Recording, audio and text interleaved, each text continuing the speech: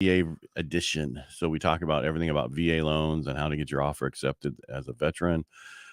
One of the things I want to talk about today, it's come up a few times, is people want to buy units with the VA home loan. Yeah. Can they? Yes, they can. That's right. Yes. The difference between that is they can't, and I don't know why they do this with the VA, but they won't let them use the rents. They have count towards qualifying. Right. They have to qualify for the whole thing themselves. Yeah. So if they're going to live, they have to live in one of the units. And then if there's 3 other units, they got to cover the whole mortgage. Right. So they can't use those rents. I'm not saying that they don't get to use those rents later on as money towards them, but they just can't count it from the beginning. I wish they would change that, because you can do it FHA. Yeah. You can do it conventional. Why won't you do it VA? And I think a lot of it has to do is the qualifying for a VA home loan has to be on the veteran, right? They can't go into a transaction with a non-veteran or spouse. Are you following me here? Yeah. You can't go with their friend who's not a veteran.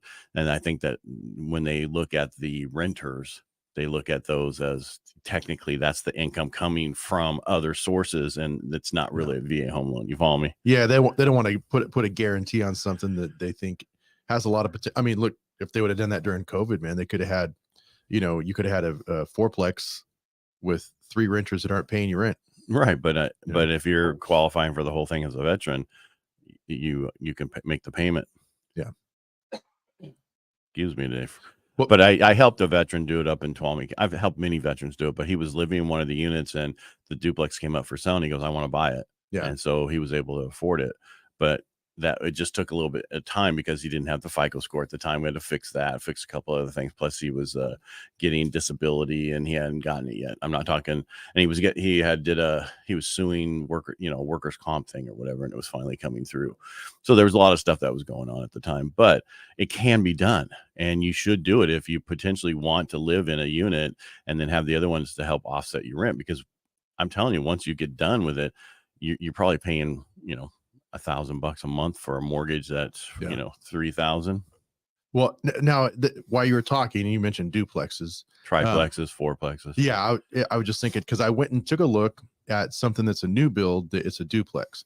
The way they have it listed on the MLS is kind of weird, because it just says, because the address says half, right? And I'm like, okay, let me go check this out. And so it's just framed. But anyway, they're people are trying to come up with creative ways to put more homes in smaller spaces, even though I feel like the yards are non-existent here. Yeah.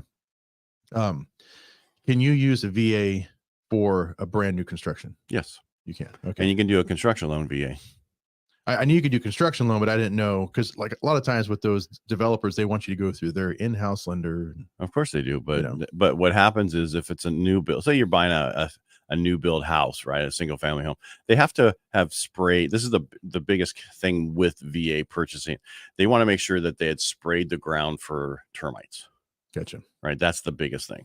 Like a soil injection. Well, yeah, spraying the ground to kill the subterranean termites. Right. Gotcha. We had a pest guy come on and they do it, and back in the day they would spray this chemical that 20-30 years later you wouldn't even have them, but it was not really good for the environment and other things. Right. But it killed the termites. It killed everything. So and they were like, but now they can spray the same stuff, but it's not as bad. It doesn't last as long. Like if you go underneath there and move dirt and stuff, it might open up. So if you have people crawl underneath your house a few times, you might have to have it resprayed.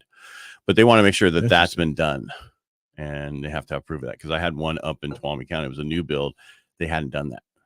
So they had to get somebody to come out and do that. And I wonder what that cost is. It's not that much. It's not. Okay. No, it's just people don't think about it. If you're a spec builder and you don't do it all the time, you might not think about that, right?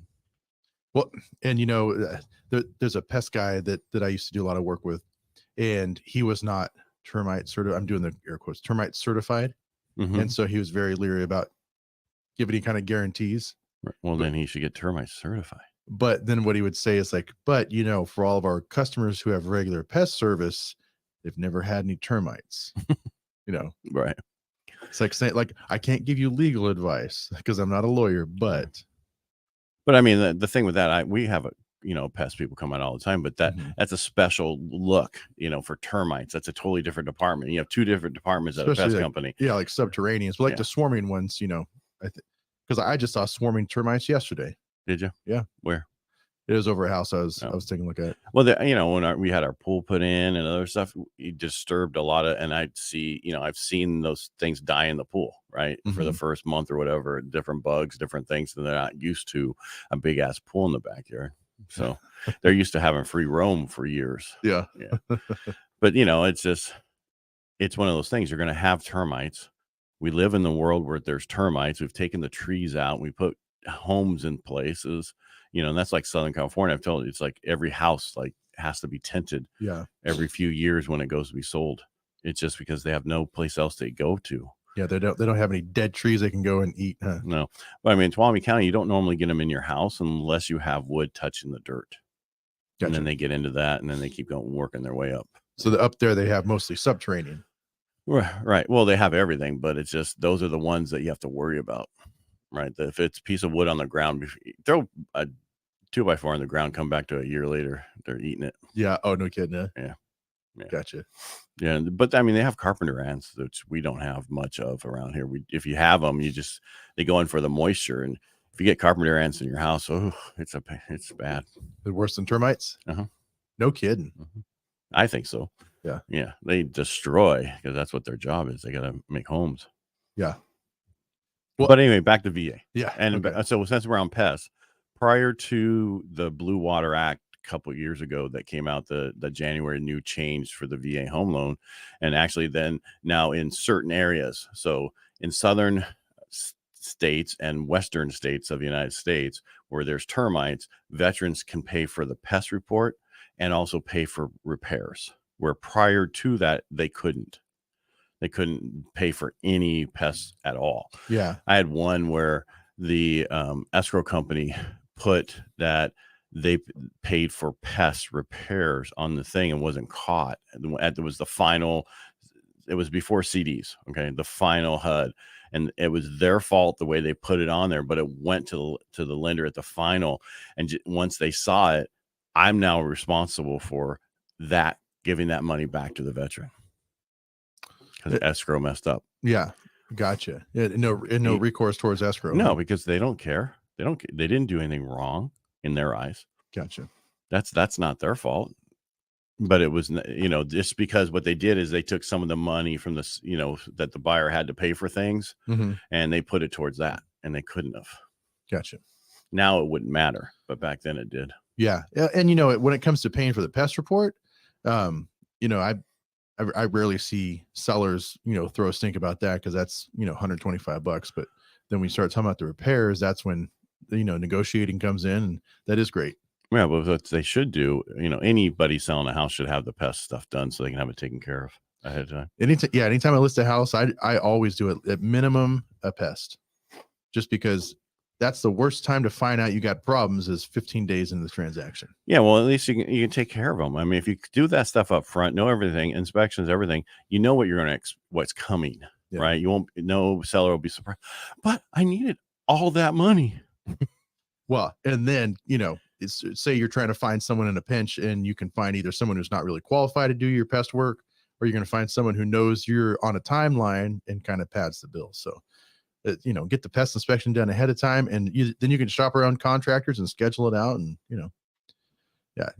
that's always what I recommend. The other thing I do too is I pull a preliminary title report on every house way before I even, have them sign the listing contract, because we want to know if there's, any kind of liens at all on the house. I mean, that's a big deal. There's even sometimes where they've had mistakes where a seller has like a similar name as someone else. Right. And so they've got judgments that they got to clear up, because like one was like, oh yeah, it shows that you owe $65,000 in back child support. He's like, well, I've never been divorced, Right. I'm like, well, you got to clear it up. Well, back child support doesn't mean you were married. It just means you had a kid. Well, but I mean, what I'm meaning to say, I understand. He's been with his wife forever. I know.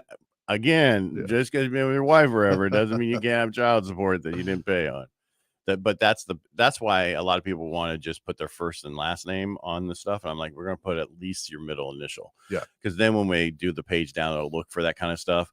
If it comes up, you have the middle initial, they can go, oh, it's not them. Then if it's somebody with the middle initial, then they ask, okay, what's your middle name? Okay, it's not you, right? Yeah. That kind of stuff. And that's why you want to have that differently. But I've even seen where they had put recorded the wrong thing. So the next door neighbor's property has the lien, but they recorded on the other neighbor's property. So yeah, so somebody just put down the wrong address when they filed the lien, right? Well, the APN, they just recorded on the wrong. They just wasn't paying attention, right? Gotcha. Yeah, and stuff like that's happened, and other stuff that. But I mean, the biggest thing is a lot of times people have done refinances, and they've never reconveyed that initial loan paid off from the title report. So that comes up a lot. So we have to get a HUD-1 and a bunch of other stuff to get that stuff off there. And then people ever went through a bankruptcy and they had judgments against them. If the bankruptcy, when 2006 through 2012 happened, there was like millions of fucking bankruptcies here in California, excuse my language. And a lot of times the people doing them didn't take care of that. And I've seen afterwards, they have all these judgments on there and they have to go back to court. It takes about 30 days. They get all those removed so that they can sell the property. Well, talking about having similar names, if you're one of those parents that named your kid after yourself, right, that creates a bunch of other problems too. My dad had IRS debt for years from a failed business, and when they couldn't get a hold of him, they get a hold of me. Well, they're going to get a hold of everybody. They're going to try to get a hold of everybody. Yeah. But I still have a copy of his death certificate just to have in case any other creditors come. Well, shit happens, man, with business, especially when you have the government the way it is this way. Yeah, that was years ago, but he had a small trucking business, and within a matter of 2 months, both the trucks got wrecked. So, wow. Yeah, it was not a good time. Yeah. Well, I mean, there's just a lot of stuff going on right now. I mean, there was the not credit card, but the credit repair industry just got a hit with this huge by CFPB. They $3 billion fine against multiple companies for not doing what they said they were doing, and they were taking money up front. All this. Once the judgment went down, they all went bankrupt. No kidding. Laid off like 900 people. Oh wow. Yeah. Well, I mean, think about it. You don't pay on that stuff.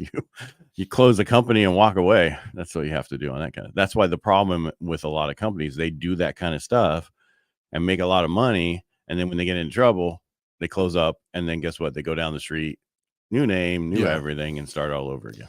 Yeah. And again, so what I want to talk about, if you're a veteran and you're going to need help with your credit or other issues like that, you reach out to me so I can advise you on it. Because a lot of those companies, they don't do anything you can't do yourself, and it's not that difficult.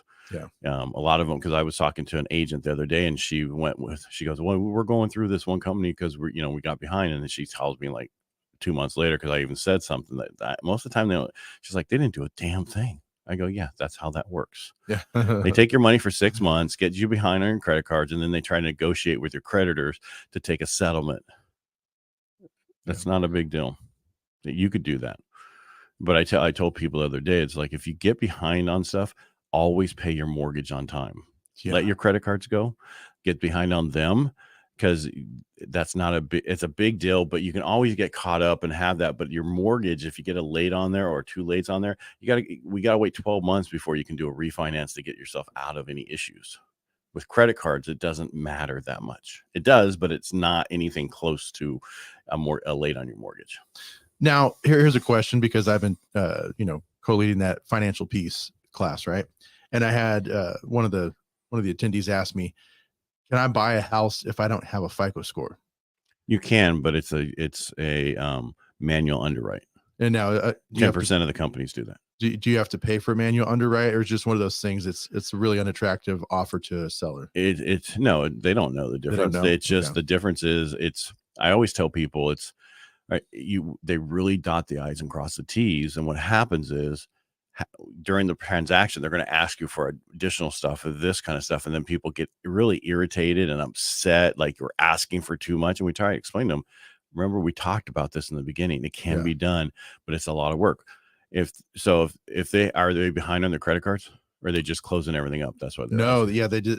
Well, I can't mention the name, but I didn't say your name. I said, are the question in a situation like that, was somebody going to be behind on the credit cards, or they're just closing them up and paying them off kind of thing? No, they were going to pay them off and close them, like someone gives advice on doing, like the class I'm teaching. Right. Right. Well, we can just say Dave Ramsey. Dave Ramsey gives that advice. That's his program. Right. But okay. Yeah. I didn't know. don't know what we can say. Anyway. Well, I know. I'm just saying Dave Ramsey always says, get rid of your credit cards, pay them off, get rid of them, cut up your credit cards, close them. And I've had other people come on the radio show years ago who do the program and they're like, they went, like I said, the problem is, and she's like, well, you can do a manual underwrite. Like it was no big deal. I'm like, you don't understand that. Only 10% of the companies out there will do a manual underwrite of all the mortgage companies. Yeah. That's the difference. You limit yourself and the rate's higher and this is higher. I'm not saying you can't get it done. The other caveat, if you've never had a FICO score because you just never had credit, that's easier than having credit and then not having a FICO score afterwards.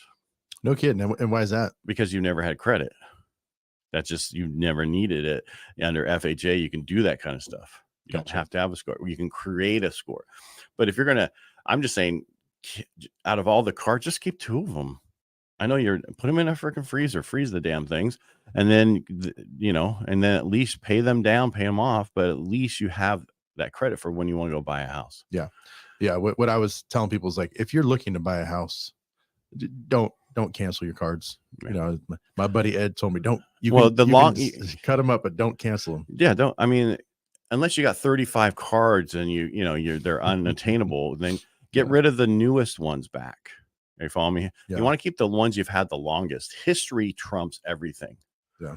How long you've had it. Yeah. I'm just saying it's really good to get out of debt, but to not be able to buy a house because you got out of debt is kind of not the purpose of doing it. Yeah. Right. But I had somebody else who I was looking at that, wanted to make changes to their situation. And, if you count, the car wasn't that much, like 17. They got $110,000 in credit cards and a car payment and a car debt. That's a lot. Yeah. But then they want to do all this stuff. They don't realize what their numbers are.